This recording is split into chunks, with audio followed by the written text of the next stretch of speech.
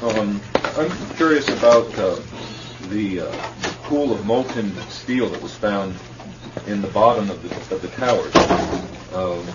I am too. And please tell me about it. Have you seen it?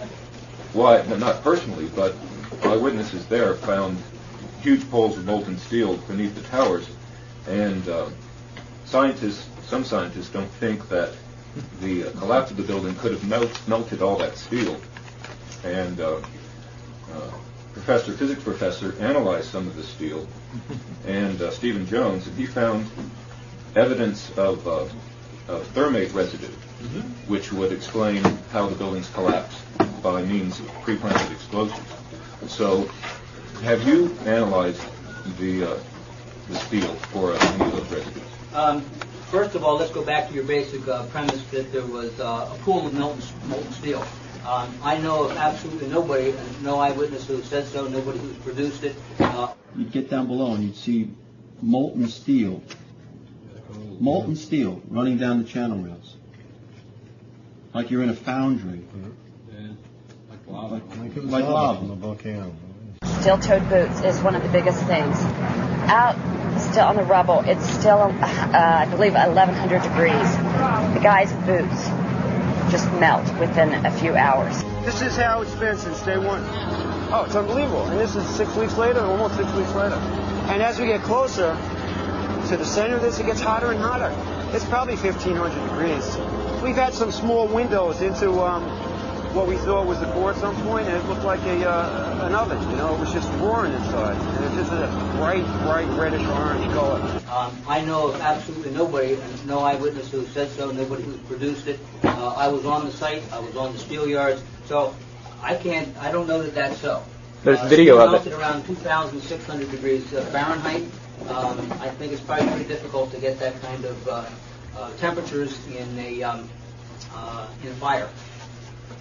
So I don't know the basis. I can't address your question if I don't know the basis. Well, NASA pictures, thermal images showed those sorts of temperatures in the basement. Would you send them to me? Okay. I would like to echo a frequently asked question on the NIST.com website regarding World Trade Center 7, in that the report on World Trade Center 7 5 years after collapse has not been released by NIST. And in the fact that the tower collapsed in approximately 6.6 seconds and free fall in a vacuum would be approximately 6 seconds, why is a controlled demolition hypothesis being examined for World Trade Center 7? We are looking at it.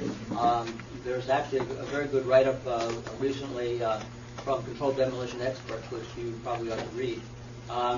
We haven't finished the investigation yet, so I'm not at liberty to talk about any intermediate findings. We were charged with finding out the cause of the collapse, and we found what happened. I think we've scientifically demonstrated what was required to initiate the collapse.